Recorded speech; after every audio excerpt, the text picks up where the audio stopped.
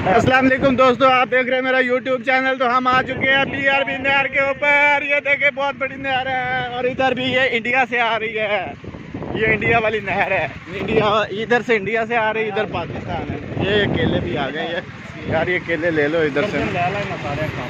अच्छा 100 रुपये ने किस तरह ने भाईजान? दर्जन दे दो। हाँ लिया पैसे 2-3 दर्जना ले ला।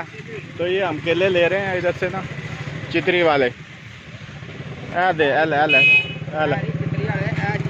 सही नहीं, ये हम ले रहे हैं केले यहाँ पे। नहीं वो ठीक है वो ये 100 रुपये केले हैं, सस्ता हुए हुए केले।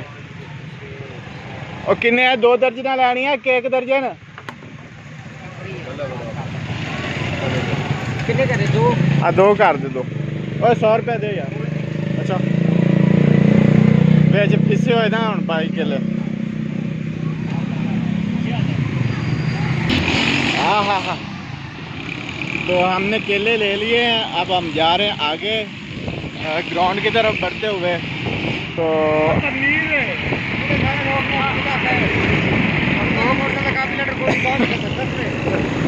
अच्छा कौन से पुलिस वाले उसको बोला हम मैच खेलने जा रहे हैं।